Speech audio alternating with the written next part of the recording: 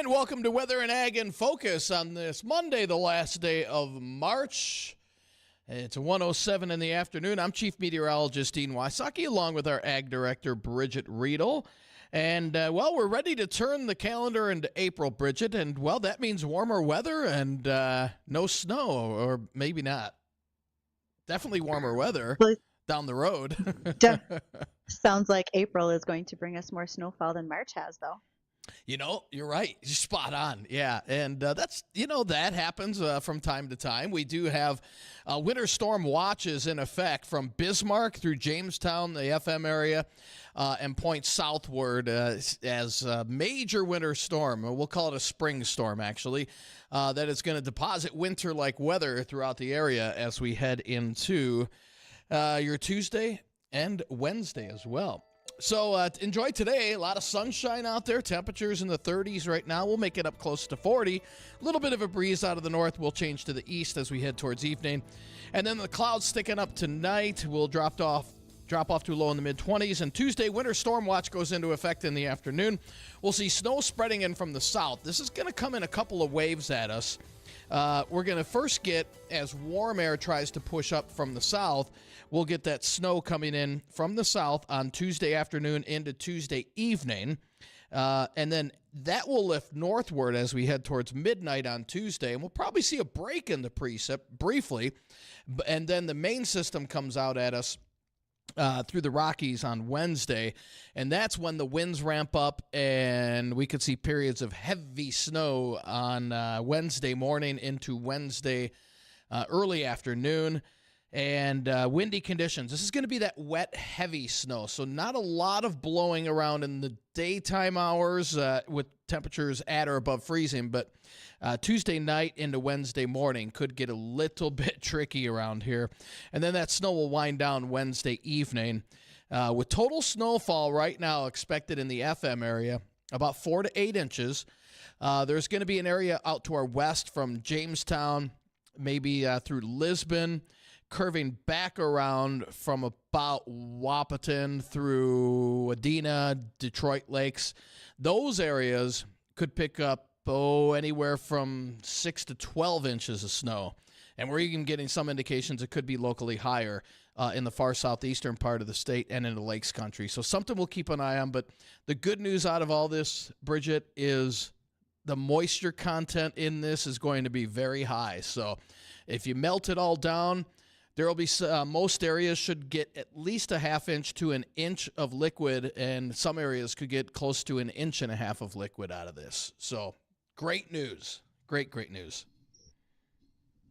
Well, we'd like all of that to recharge our soil system. We'd very much like there to be some frost out of the ground so we can take that moisture in. That would be very helpful right now for everybody. Nonetheless, we also know that there's more coming later this month, perhaps in the form of rainfall, and that's all right too. We don't have to have it all in one shot, you might say. Right, exactly. And this is after this we dry out, it looks like, for about 10 days or so until we get towards mid-month, and then that's when we'll start to see that active part of the LRC cycle coming in. Also, don't forget, this Thursday on the Jay Thomas Show, following Weather and Ag in Focus, Bridgette, myself, Gary Lezak will all be on Jay's show from 2 to 5 talking about what this upcoming spring and summer look like. So we'll have our LRC spring and summer outlook. We'll detail when the wetter periods are going to be, when we can expect severe weather throughout the area. And is it going to be a drier than normal summer? Is it going to be wetter than normal? What about temperatures? We'll run down all those details, and we'll be taking your questions too on Thursday. Again, that's on the Jay Thomas Show from 2 to 5. So it should be a good show, Bridgette. Looking forward to it. It's going to be a tricky summer for some of us, but some of us will have plenty of moisture. So we'll kind of run down where we're expecting all that to kind of iron itself out this Thursday. Well, especially as we look further west in North Dakota, because we've got certain areas of the state that do have drought conditions, and they have been growing, especially as you look in that western part of North Dakota, north of Dickinson. The whole western side of the state is drier, but certainly as you get north of Dickinson, closer to Watford City, Williston, they are in the red when it comes to drought right now.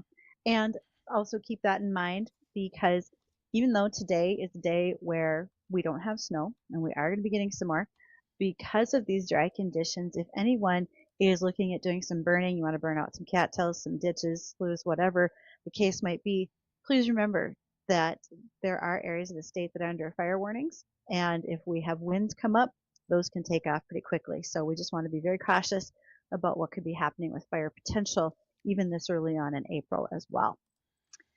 And Right. don't forget, if you get a chance to watch us, whether it's today or all week, you can find us live on our Facebook, YouTube, and Acres TV. You'll find us on WDAY Weather and Ag in Focus.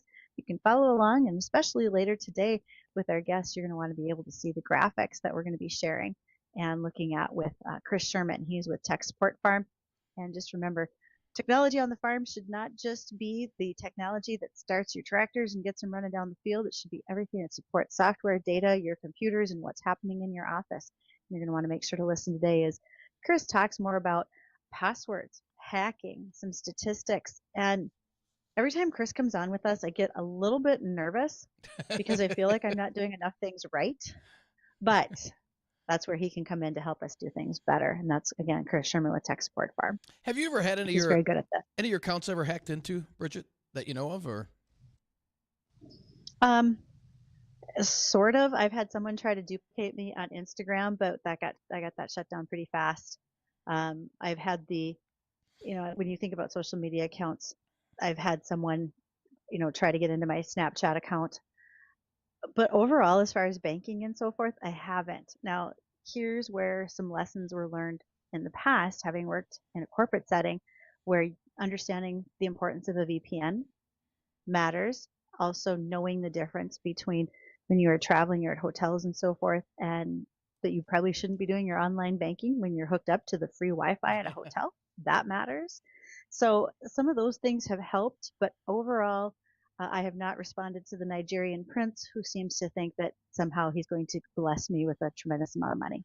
It's been pretty quiet otherwise. Well, you never know. I think I might on this one. Yeah, I mean, I'm not the brightest bulb in the bunch, but I think I got that one right. So we'll see where it goes from there. Now, some things that are happening around the world globally, Japan is looking at having to dive into some of their emergency rice supplies, which is the first time they're going to have to do that. Reason being, their 2023 rice crop was not very good. So going into 24, they did not have a lot of holding stocks, and were very concerned about where that would go for 24. Their 24 crop seems like it's been about average, but unfortunately, they've already had to start dipping into that emergency supply in order to rebuild what they've got. That's probably akin to what we see with the egg prices over here, with people being worried about supply. Our egg in our diet is probably similar to rice in Japan. And so this is actually a bit of a warning sign as far as weather is concerned and production in that region. Speaking of production, today we had a WDAY report from the USDA talking about where we're going to be in our corn, soybean, and wheat acres for the coming year. For 2025, we are anticipating corn to be up slightly, soybeans down about 4%, and wheat down about 2% on overall acres. And I don't think that was any big swing from what folks were thinking. That sounds like it's probably falling fairly well into line as to where most of our commodity traders were already thinking it would be. And that also falls into line where folks are currently buying their corn, soybean, and other seed availability for the coming year. So I don't think we'll see any tremendous changes in that. It's always important to note that in order for us to have a better price, and it's nice to see somebody else not have as good of a year weather-wise. So I'm sorry, Iowa, if you guys get a drought and we don't, I'm okay with that. That would be good for us up here. But then also think about other countries. When you look at, say, Argentina and Brazil, if they were to have a drought, that would positively affect our markets. So maybe that's something to consider for the weather special on Thursday, Dean, is not only what's happening here in our region, but what are you seeing in South America, right, and what's their growing season going to look like? Mm-hmm. Yeah, because that will matter to us. Definitely. No doubt. Well, we got Chris coming up, right, Bridgette? Chris Sherman? Yes, we do. Okay. Chris is, if he's not there, he's going to be in studio pretty darn here. quick. He has sent us a whole list of discussion topics and also some graphics that we're going to follow. So again, watch closely for those. We're looking forward to seeing them. And a big thank you. Friday night, I was fortunate enough to be the speaker for Fort Ransom's Crop and Livestock Improvement Association. A great crowd, about 200 people down there. They had award honorees. There were students there. The 4-H, excuse me, the FFA students were doing a 50-50 raffle. It was a great night. So just thanks to them for the invitation. I much appreciate being allowed to come in and visit with all of you like we did on Friday night down in Lisbon. So, Good deal. all right. Good deal. Yeah, all right. Let's check those markets with American Ag Network, and when we return, we'll talk with Chris Sherman of Tech Support Farm.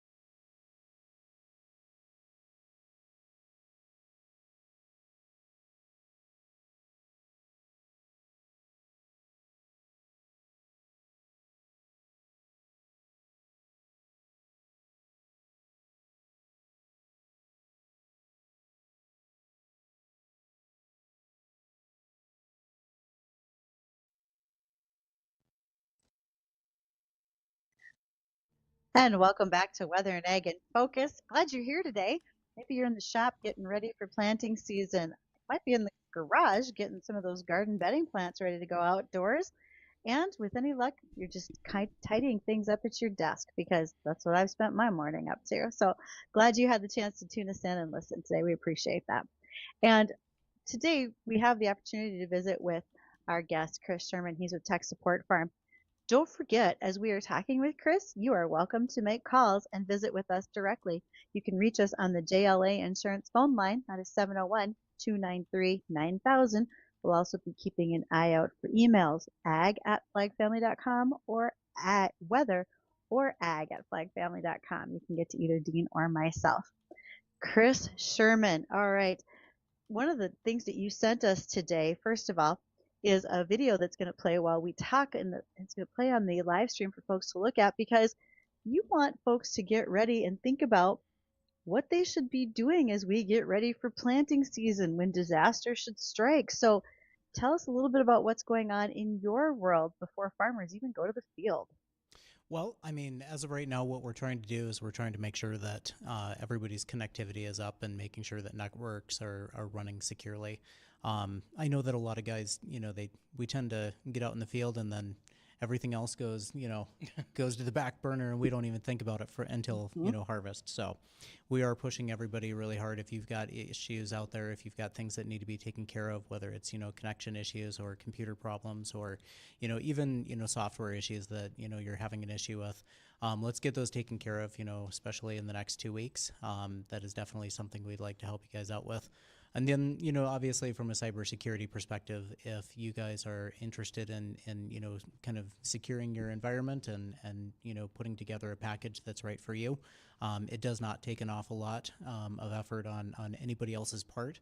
And so we can kind of get those things kind of buttoned up and tidied up before everybody's back out in the field. And Chris, what's one of the biggest mistakes you see being made in terms of being vulnerable, getting your account or anything hacked? Is it just not a secure enough password, or? It is passwords and it is definitely emails. Okay. Both of those are massive problems. I know the last time we talked, we were talking about emails, and that is a major issue. Using your personal email address for business purposes, not a good idea. You need to have a professional domain, and then you need to be using all of the best practices that we talked about last time. And what would be the difference? Like somebody out there, like, well, what's the? I've used my personal email for work purposes in the past, and I've never had any problem with it. So the primary problem is that personal email addresses, whether it's like Gmail, Hotmail, dare I say AOL or anything like that, you can't filter those, and you can't we can't commercially protect those. When you have a professional domain, we can actually get in there and we can filter those and do a better job of protecting them. Okay. But the other one by far is passwords.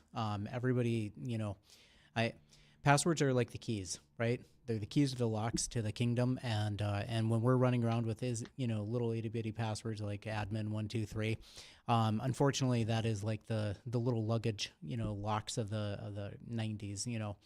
They're just there for looks, and that's all they really are. So okay, we need to beef those up significantly. Gotcha. Well, so speaking of those passwords, you mentioned that the majority of data breaches come from the weak password, because it's not hard to figure out, right? If you really want to be part of the criminal activity, they're using apps or whatever you want to call it to unlock what people are doing. So where do we start? I mean, what's our minimum passwords that we should be using? And if you say 16 letters, I'm going to have to get a pen and paper out to start figuring out combinations of what I'm going to make So mine the look like. minimum is about 12. 12 is a good one. The other thing that is really important to think about is that your passwords don't necessarily have to be just this rambled hodgepodge of letters and characters, but make it something that works for you. But please don't use important dates. Don't use your pet's name. Don't use your kid's birthday. Don't use your address or anything like that. Those are far too easy to crack because that's general what's called PII, or personally identifying information, and we can most of the time figure it out. And Chris, there's 3 common hacking methods. I've heard of one of these, but the other 2 I have not. You want to explain the 3 common hacking methods that these scumbags are trying to use? Well, the first one is what's called a brute force attack. And essentially in a brute force attack, you're taking, millions and millions of different combinations of letters and characters and putting them through the system. Okay. That is typically the most common approach. Yeah. The other one is known as a dictionary attack, or basically tools that are used to put together words and that sort of thing and attack it that way. A lot of people, especially in a social engineering aspect, are using like a dictionary attack, or they're trying to, come up with something for you. So, they might go on, white pages or something like that and figure out, your middle name and then your last name, and then they kind of try to extrapolate what different password combinations there would be, and go that approach.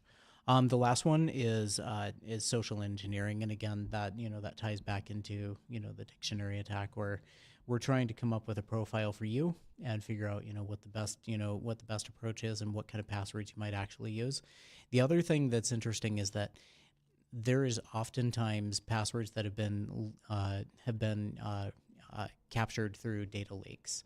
And so one that we've seen, in the federal government level would be, unfortunately, our, Defense Department and some individuals there, where they actually found that their passwords, usernames, that sort of thing was actually leaked on the dark web anyway, and they were able to find that information. So it's not even a matter of hacking, but just going through and cleaning based on who you're looking for. So. And that is another service that we actually offer, is what's called dark web monitoring. So we can actually look at your profile, we can look at your your information, and if we see it out on the dark web, we can actually put a stop to it and take care of it. How much? And I don't know if you have this stat, but this just came to mind. How much money, let's in our ag community, how much are they losing per year from hacking? So. And this is what everybody wants to know, this magical number. And unfortunately, we can't know what that number is if people are not reporting it accurately, right? Right. We know that, we know that it's in the hundreds of billions. And the problem is though that we know it's significantly larger. That's the tip of the iceberg. And the iceberg underneath is so much larger. And the reason why is because people are not reporting it. They don't know how to report it. I mean, if you have an email that is, a phishing email, or if you have a hacking incident, or if you have any of these things, the official protocol, if you don't have, an insurance company or a cyber, security company, is to file what's called an IC3, and it's through the FBI. Nobody knows about this. Nobody knows where it's located. Nobody knows how to get to it.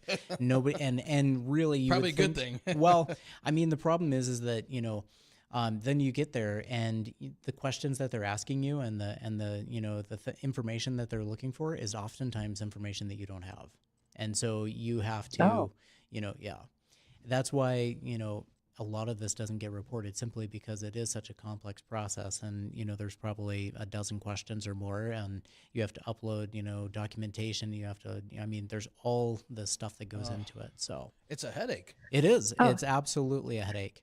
And unfortunately, it's a newer problem, and so therefore we haven't really streamlined our reporting process. And you can call your local police department, you can call your sheriff's office or whatever, and unfortunately they might if they know of this, they'll send you over to this website.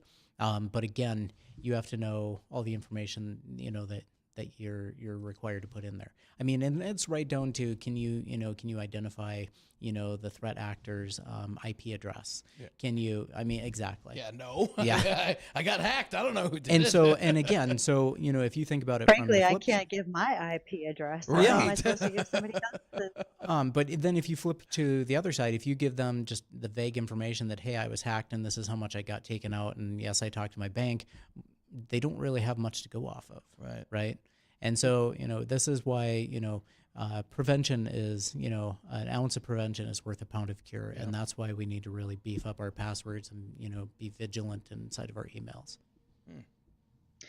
All right, Chris, we need to touch on our bottom of the hour news, but I want to know when we come back, whenever you go to a website, or I shouldn't say whenever, but often you'll go to a website, and I don't care if that means that I am doing something that I'm ordering online. Maybe I'm doing it with my implement dealer or whomever, and it says, should I save this password for you? Absolutely. Well, we're going to talk about whether or not no, that's a good idea. Yeah, not to rob you of the cliffhanger there, but no, do not save the password. All right, and we're going to find out why and what we can do alternatively when we return with Chris Sherman of Tech Support Farm.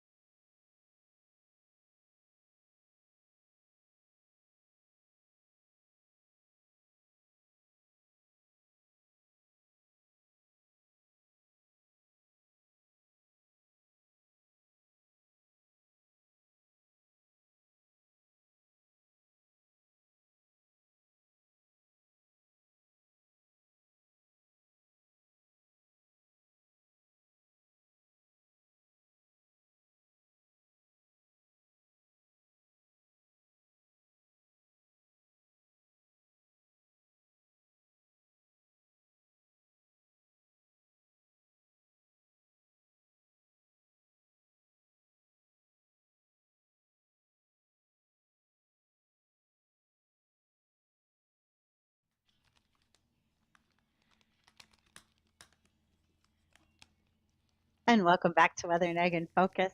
Thrilled that you are here this afternoon. It's good to hear and see from everybody. And remember, you can go ahead and be sending us your questions at 701-293-9000. That is our JLS insurance phone, JLA insurance phone line. All right, Chris, you warned me. You said it's a very bad idea to save my password when a website asks me to do it. What should I do instead? You should be using a paid-for password manager, and whether it's, like Google Authenticator or some of these other, there's like another password manager out there, Authy, those kinds of things are definitely the way to go. And the reason why is because they're a completely separate application and they have multiple layers of encryption. And then at the same time, they also require 2FA and MFA, and then they have, these encryption keys to actually access it. So the only person that can actually access that information is you. It's not like it's available anywhere else. So that would be, that is the best approach. That is the best approach by all means. And okay, you have mentioned something about default credentials, meaning factory default logins, etc.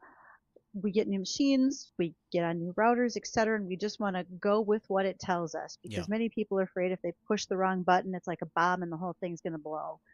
So what should we be doing differently? Okay, so like in the instance of the router, we have seen where certain telecommunication companies are having individual passwords that are now coming out specific to that device. But again, the security level and that, that level of, how robust that password is pretty low. There's no special characters. A lot of times it's all lowercase, that sort of thing. You want to make sure that your password is peppered with interesting things. Like you want uppercase and lowercase letters, you want numbers, you want special characters, you want all of these different things to improve, the complexity of it and make it significantly harder to actually hack. So in that, and just to kind of touch back on that. Making it complex. Yes, make it complex and change the password. Username is fine. If you want to leave the username as admin, that's fine. But beef up that password. And I mean, think about this too. Where's that password, the default one, located? It's sitting on the device. It's a label on the device itself. And so, if somebody breaks into your house or you get a nosy neighbor or something like that, and they just look at the bottom of your router and they snap a picture, suddenly they have access to your network. And that's not something any of us really want. And Addison, do you have that chart that shows how many numbers of characters? There we go. Mm-hmm. So I was looking at this, and this just floored me. Isn't it? That is just, so explain that for people that are just listening and not watching us online. Obviously you want more than 6 characters. Correct. That's just starting off. But think about the option of characters that you have. In the first portion, if you have numbers only, there's only 10 numbers to choose from, 1 through 9 and a 0, right? Yeah. And then, if you go a little bit further, now you go to lowercase letters, and that's only 26 characters. So if you did numbers and letters, now all of a sudden you're at, 36, right? But then if you go with numbers, letters, and uppercase, now you're up to, 62. And then you go special characters. I don't know. I have no idea how many special characters there are, but it's this concept that if you have, a 6-digit password, it can be cracked instantly through a brute force attack because there's just only so many options, and it can literally go that quickly. Well, however, if you go and you start doing lowercase, you automatically improve it by 4 seconds. And then if you, add in lowercase and uppercase, now you're getting into the minutes. And then if you throw in special characters, and then you improve the number of characters that are inside of that password, your complexity and your security goes up exponentially. See, that's another question. Is it okay?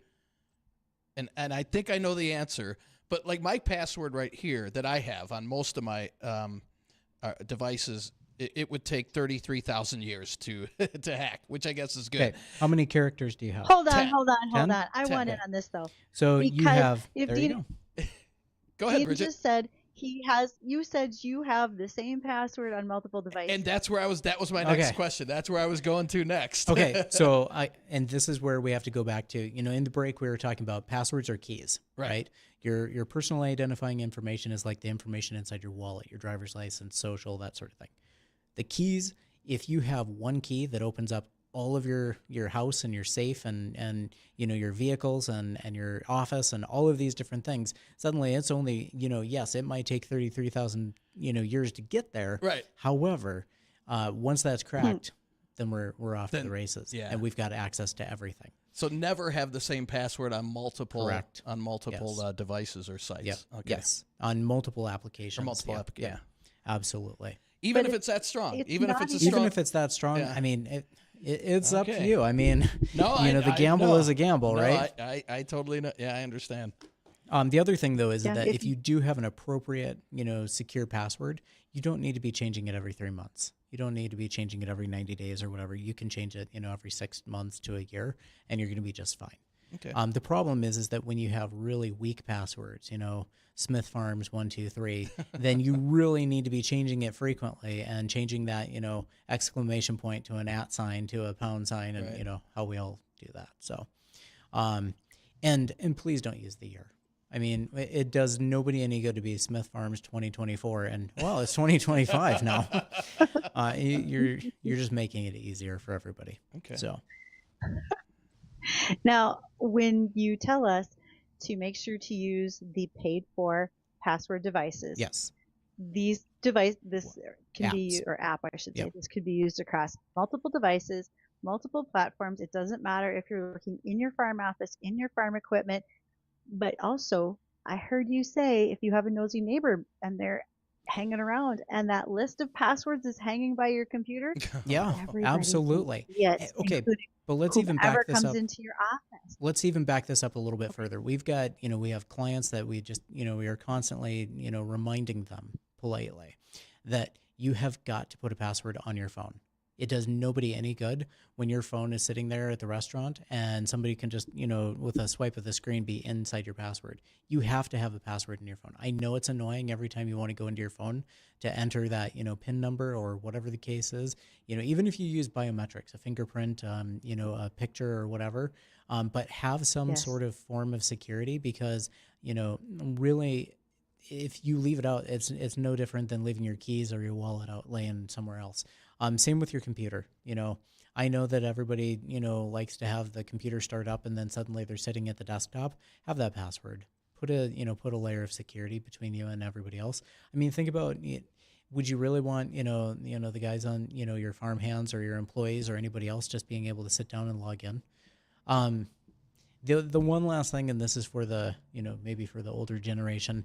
I know we all have those great big, desktop calendars, and we think we're being so sneaky and so clever when at the back of the, at the calendar, we jot down all our passwords underneath and then cover it up with the months. Don't. Seriously. We all know that is the quintessential key underneath the mat. Everybody Yep, knows you're where it's right. hidden. So. That's exactly where it's all at. I Yes, get it. yeah. Okay, can we go back to the symbols, letters, combinations, etc.? Yes. Can you do a password that's entirely made up of those, and is that sort of the uncrackable password? No, you want to do a combination of letters, Oh. numbers, and uppercase and lowercase and special characters. The one thing is that there's this term that is a little bit weird, but it's called leet speak. And leet speak is actually the replacement of letters for special characters and numbers. So in leet speak, the letter I might be an upside down exclamation point. It could be a number 1. It could be an L. And basically what you're doing is you're making a password that actually is a readable password to you because you know what it is, but you're replacing those characters and making it more complex. Another good one would be, and this is probably the most common, is A is getting replaced with the @ sign, right?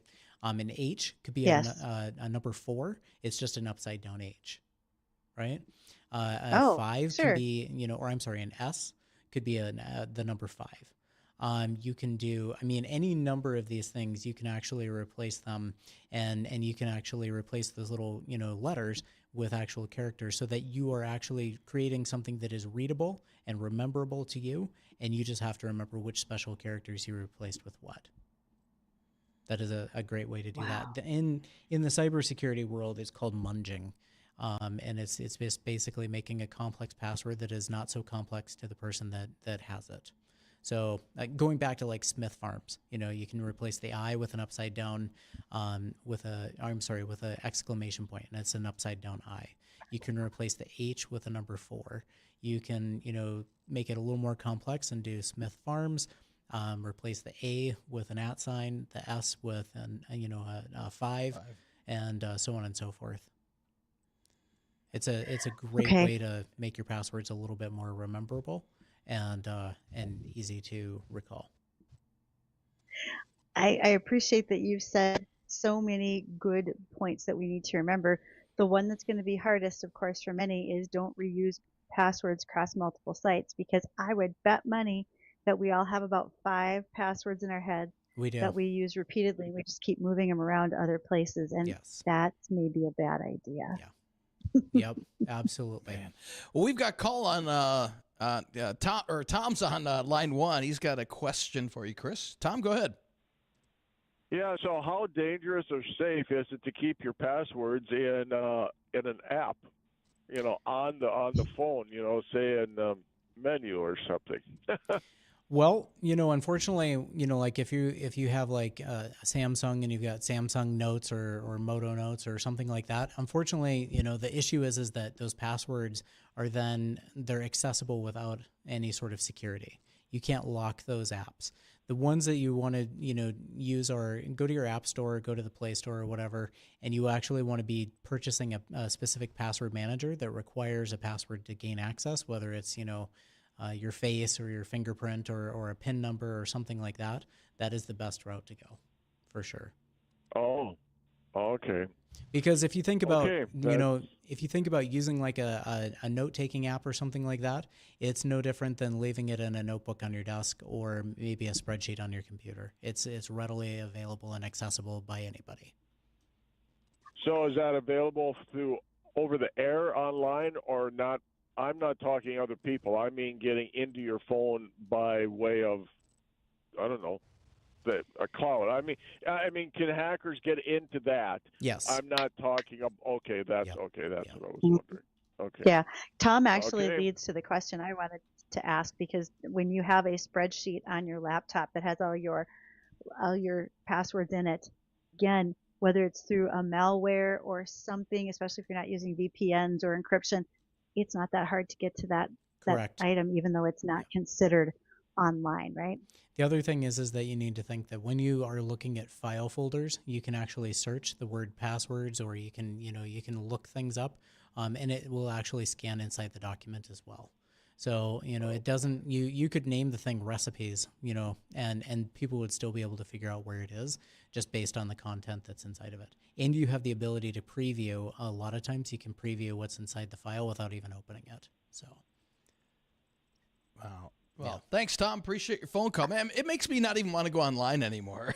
And again, there are guys that are doing that, and unfortunately, we just have to be mindful of security. Right. Yeah. Right. I mean, and I know that folks think that the VPN or the two-phase MFAs, the multi-factor authentication, is a pain. Yeah. But realistically, Chris, we have to do those things, Absolutely. right? Yes. I mean, I would imagine that back in the day when they first started doing deadbolts, everybody was really upset that, now they've got 2 keys that they have to lock their door with. But, eventually we got, eventually we got used to it, We have to get used to this. We have to be comfortable with this. And we just have to remember that it's a very rapidly changing environment, and the world is changing. And we just have to adapt and, and learn new things and be comfortable with it. Wow. And that's why you're here with us. And Absolutely. so Chris is going to join us monthly through the summer. He's a bit of our own cryptologist or cyberologist. I'm not sure which is the right word for you, Chris. That but works. We're going to figure that out. I mean, if you're going to wear your Superman cape and show off all of your great skills, we're going to appreciate that as well. So Absolutely. we will get a chance to visit with you here in April. We look forward to that. And Chris, if anybody needs to get in touch with you, what's the best way? You can call us at 701-446-8518, or you can reach us at techsupport.farm. Perfect. Perfect. Well, Chris, thank you so much for joining us. Absolutely. Thank you guys for having me. Hey, yep, you bet. And when we come back, we will have a recap on the weather. And Bridget's got a couple of ag topics to go over as well. So don't go anywhere. We'll be right back.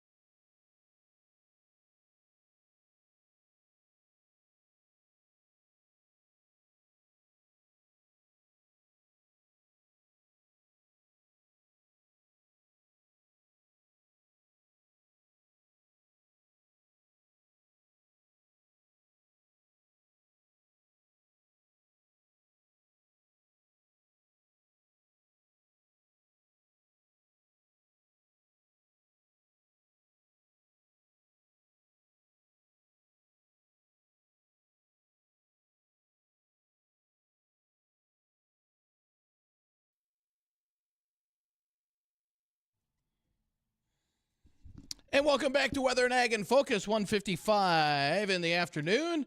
Temperatures outside in the mid-30s and making it up to about 40 for this afternoon.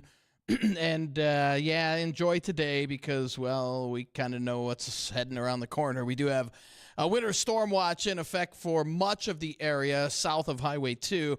This stretches all the way from Bismarck through Fargo, all the way up towards Bemidji and points south from there. So a lot of winter weather is expected with this system. The further north you go, they'll be out of the woods once you get north of Highway 2. It doesn't mean they'll be totally missed by this, but the impacts will be less far to the north. Again, this is more than likely going to be our biggest snow of the season here in the FM area. That's not saying a whole lot because we really haven't had much to begin with. But there will be some parts of the area favoring the far southeastern corner of the state into Lakes Country that conservatively could get about 10 inches of snow. And there's a couple of our models giving quite a bit more than that. So we'll see how this pans out. But as I said earlier in the show, about 4 to 8 expected in and around the FM area with higher amounts south and southwest and also to our east. So keep up to date on the forecast. If you have any travel plans later tomorrow afternoon, your morning commute will be fine. But by evening, it's going to start getting messy around here. And then Wednesday, especially the first half of the day, looks pretty darn tricky for travel around much of the area. So might want to kind of postpone any travel plans until, if you can't get them done early tomorrow, probably going to want to wait till Thursday or Friday this week. And the good news about this is, this time of the year, try and look at the bright side. It's not going to last as long. So we won't have to, it should start to melt off by the weekend. So that's good news there. Well, that will be very good news. But again, we know that this month can bring quite a bit of moisture, and we're just going to have to keep our eyes open for when that's going to happen in case we run into travel trouble, et cetera, as you mentioned. Mm-hmm. One other thing you got to keep your eyes on and pay attention to is if you are attending a livestock auction in Argentina. Here in the States, if you're going to an auction barn, you'll be sitting in chairs around a ring, and the livestock are going to move through the ring, and you can bid on them as they go through, particularly, let's say, beef animals. Down there, they are able to sell 10,000 head per hour because the auctioneer, as well as the buyers, move from pen to pen, and you generally have only about 30 seconds to bid on that pen or that lot of animals before you move on. There's a reason why Argentina's livestock industry is substantially large. They exported over 935,000 metric tons of beef in 2024 alone. And so they've got to move quickly in order to keep up with supply and demand. Their largest auction barn covers 74 acres in one swath. So just to give you a little bit of an idea of what their livestock business looks like compared to ours. All right.